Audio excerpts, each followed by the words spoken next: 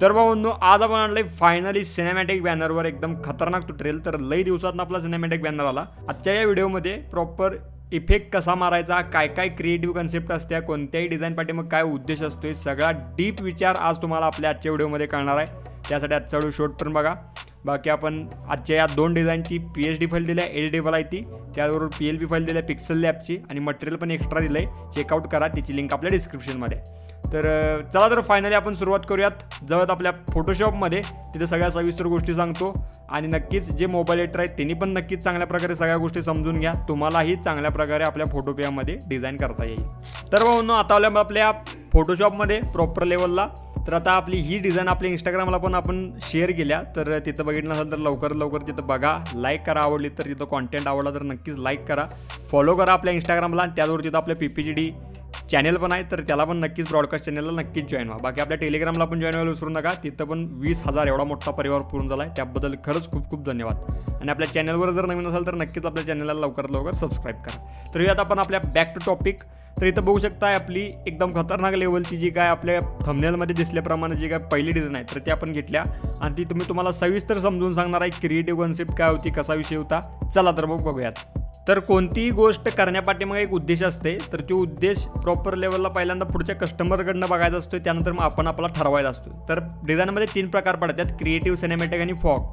तर सगळ्यात सोपं कुठला आहे करायला जास्तीत जास्त करून, तर फॉग सगळ्यात सोपा आहे आपल्या बड्डे बॅनरच्या दृष्टिकोनातून, पण नक्कीच जास्तीत जास्त टफ म्हणायला गेलं तर जरा सिनेमॅटिक पडते। पण हे का पडते, कारण का त्याचा मटेरियलचा भाग असेल किंवा अजून काही भरपूर गोष्टी असतील तर त्या मॅनेज करणं भरपूर अवघड ठरते। तर त्यामुळं तर आपण आज त्याच गोष्टी जरा सविस्तर सोप्या पद्धतीने सांगूयात की बाबा कन्सेप्टचा विषय का असतो। ओके, तर चला फायनली सगळ्यात मेन गोष्ट म्हणजे साईज क्लिअर करतो।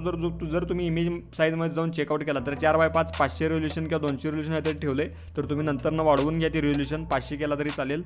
क्लिअर होईल, जेवढं क्लिअर करता येईल तेवढं क्लिअर करायचं, इंचच्या सेक्शनमध्ये घ्यायचं आहे आणि ही साईज आपल्या इंस्टाग्रामला परफेक्ट सेट होत्या। तर या आता आपण तर कोणत्याही गोष्टीचा विचार करण्याची थॉट प्रोसेस काय असते की प्रॉपर लेवलला आपल्याला बघायचं आहे की बाबा इमेजचे अँगल्स किती आहेत आणि काय आहेत। सगळ्यात मेन प्रोसेस आहे तर ती म्हणजे इमेज हे आपलं फुल HD कॅमेऱ्यावरचं असणं गरजेचं आहे। ते नसतील तर मग सिनेमॅटिक डिझाईन तुम्ही किती तुमच्या पद्धतीने चांगली केला तर ती अतिशय चांगली दिसणार नाही आहे। जर मोबाईलवरची किंवा इतर कोणत्याही अँगलनं फोटो काढले तर त्याचा काय उपयोग नाही आहे। मेन प्रोसेस आहे तर ती म्हणजे फुल HD फोटो नसतील तर क्लिअर करून घ्या, तुम्ही इन्हान्स करून घ्या। त्यानंतर प्रॉपर बेस्ट गोष्ट म्हणजे तुम्ही जास्तीत जास्त करून तेलुगू मूवी पोस्टर बघू शकताय त्या लेवलला, आणि त्यात मग आता भरपूर प्रकार पडतात, त्यात डबल एक्सपोजर थीम असेल किंवा क्रिएटिव्ह थीम असेल, सिनेमॅटिकला छान प्रकारे एकदम युनिकनेस त्यात ॲडअप होते, तर त्यानुसार तुम्ही जाऊ शकताय। तर आता आपण पहिल्यांदा आपण घेतलं आहे बघा फॉगी थीमच बॅकग्राऊंड घेतलं आहे, पण यावर आपण सिनेमॅटिक थीम ट्रायअप केल्या। तर इथं जरा आपलं शुगर फॅक्टरी किंवा फॅक्टरी थीम जरा घेतलं आहे। त्यानंतर आता इथं आपण घेतला एक इमेजला मारला आहे आपण हायपंचवाला ब्लॅक अँड व्हाईट इफेक्ट। तर यावर आपण ऑलरेडी ट्युटोरियल आलं, जर तुमचं मत असेल तर आपण अजून सविस्तर आणूयात। तर बॅकग्राऊंडला पाठीमाग कलर मॅच होण्यासाठी आपण त्यात एक लेअर क्लिप केली म्हणजे काय, राईट क्लिक मारून क्रिएट क्लिपिंग मास्क करायचं असते, तर तुम्ही रिलीजिंग क्लिपिंग मास्क पण करू शकताय। याच प्रोसेसनं सेम प्रोसेसनं तुम्ही कोणत्याही टेक्स्टला टेक्स्चर पण लावू शकताय बघा। ओके, तर ती कुठं असते प्रोसेस, कोणत्याही गोष्टीला क्लिप करायची, कोणती टेक्स्चर घेतला किंवा लेअर घेतला त्याला राईट क्लिक मारला तरी तुम्हाला इथे क्रिएट क्लिपिंग मास्क नावाचं ऑप्शन बघायला भेटेल, किंवा लेअरमध्येही ते ऑप्शन आहे क्रिएट क्लिपिंग मास्क। आता रिलीजिंग क्लिपिंग मास्क आले कारण का ऑलरेडी ते क्लिप असल्यामुळं।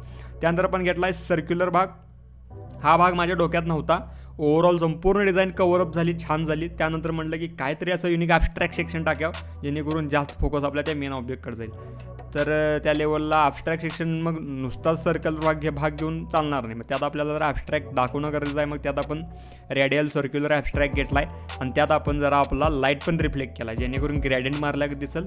आणि आत्ता जर बघायला गेला तर जास्तीत जास्त करून जर तुम्ही कोणतेही टेक्स्ट बीट यूज करणार असला तर एक तर टेक्स्चर लावा किंवा ग्रेडियंट लावा, नॉर्मल टेक्स्ट ठेवायचं नाही। ओके, त्यानंतर इथं आपण जे काय आमदार आहेत त्यांचा मेन पिक घेतला आहे तो हायलाईट केला आहे आपण, आणि त्यांच्या पाठीमागच आपला ॲब्स्ट्रॅक्ट सेक्शन आहे बघू शकताय।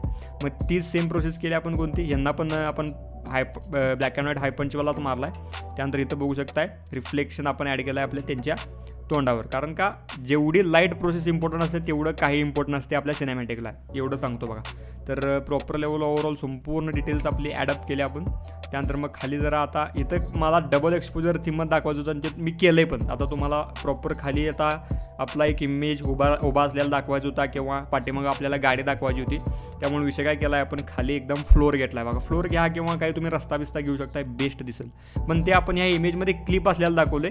तुम्हाला कितपत काय आला मला माहीत नाही, तुम्ही इंस्टाग्रामला चेक करा अजून पण जाऊन की बाबा आपण एक क्लिपिंग लेवलची गोष्ट घेतल्या. नाहीतर मग इथं मी संपूर्ण घेतला असतो तो रस्त्याचा भाग, मग एवढा काही विषय झाला नसता. ओके, इथं बघू शकता, हा पहा जसं की प्रॉपर लेवलला आपण एक डबल एक्सपोजर थीम ट्राईप केल्या.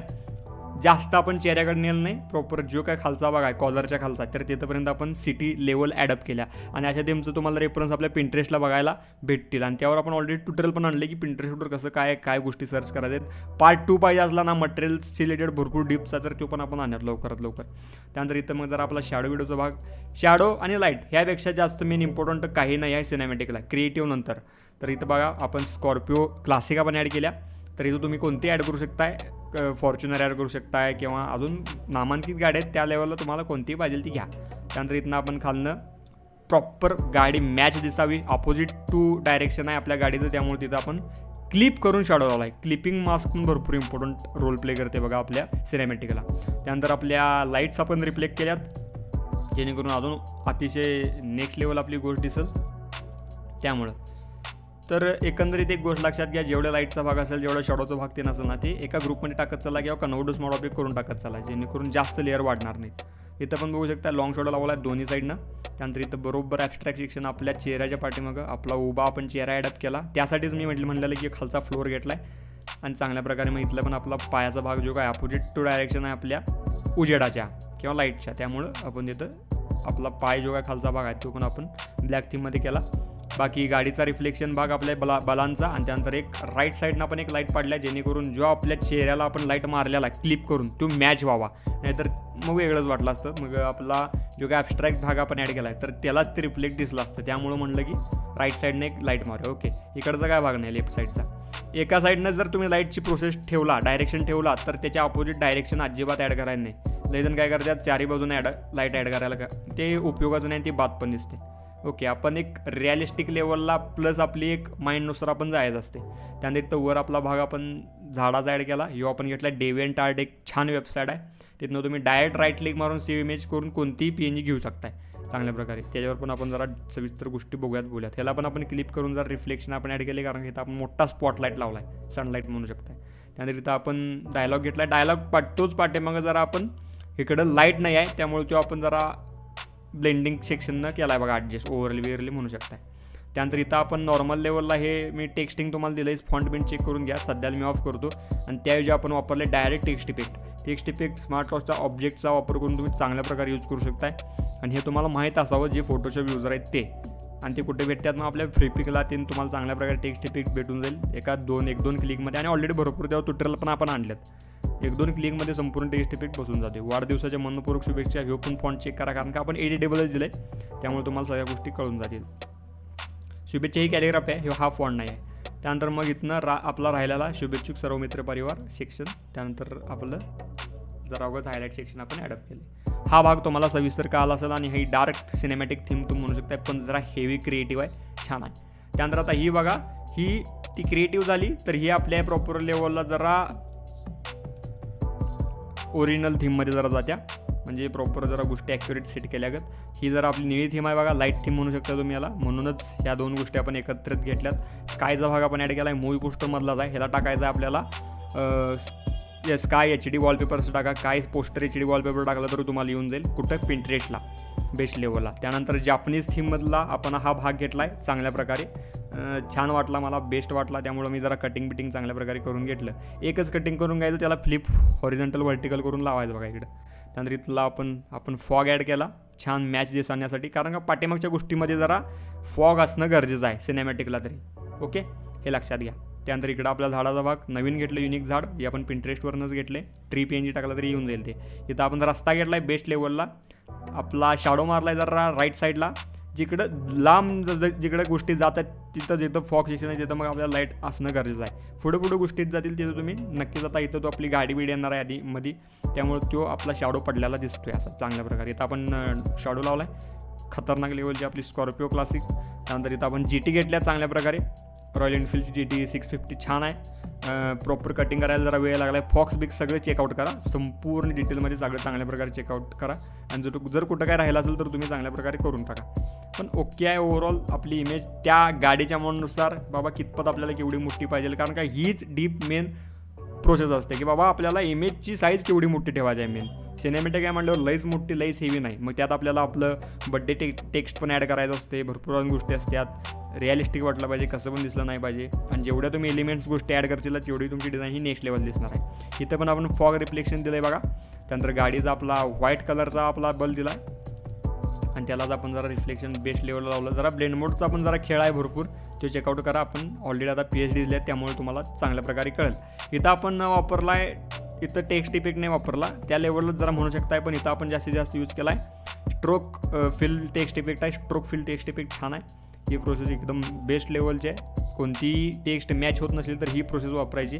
ऑपोजिट टू टेक्स्ट कलर टाकला की प्रॉपर लेवलला चांगल्या प्रकारे होऊन जाते बघा बेस्ट लेवलला. ही जी एक तुम्हाला सविस्तर जे ट्युटोरियल करूयात आणि तुम्हाला डीपमध्ये समजून सांगूयात की काय विषय असतो. कोणत्याही डिझाईनला चांगल्या प्रकारे टेक्स्ट मॅनेज होत नसेल तर नक्कीच ह्या प्रोसेसचा वापर करायचा असतो. आपल्या सर्वांचे लाडके प्रॉपर लेवल त्याच्या पण पाठीमाग आपण जरा शेप यूज केला आहे चांगलं दिसण्यासाठी, हायलाईट दिसण्यासाठी. वाढदिवसाच्या मनपूर्वक शुभेच्छा, हा पण फॉन्ट चेक करा, शुभेच्छा ही कॅलिग्राफी आहे. ओके, तर ओव्हरऑल आपण जरा रिफ्लेक्शन लावलं, जरा वर आपण ट्रँग्युलर भाग घेतला आहे तिरका करून, मग शिफ्ट कंट्रोलचा वापर करून तुम्ही त्याला तिरकं वॉर्प थीममध्ये कन्वर्ट करू शकताय. बाकी फायनल इफेक्ट तुम्ही आपल्या इथनं पण मारू शकताय, कलर लुकअप्समधनं किंवा कॅमेरामधनं पण मारू शकताय. ओव्हरऑल दोन्ही डिझाईन्स कशा वाटल्या, डार्क पण थीम लाईट पण थीम, कमेंट करून मला नक्कीच कळवा. नवीन असला तर चॅनलला सबस्क्राईब करा, टेलिग्रामला इंस्टाग्रामला नक्कीच जॉईन फॉलो करा, आपल्या ब्रॉडकास्ट चॅनलला नक्कीच जॉईन व्हा, तिथं भरपूर इम्पॉर्टंट गोष्टी येत असतात. बाकी भरपूर ढीक प्रेम दिला त्याबद्दल खरंच मनापासून धन्यवाद. बाकी भेटायला लवकरच पण एकदम चांगल्या विशाळ नाद व्हिडिओमध्ये. तर बाय काळजी घ्या, take care, love you all, ढीक प्रेम, धन्यवाद.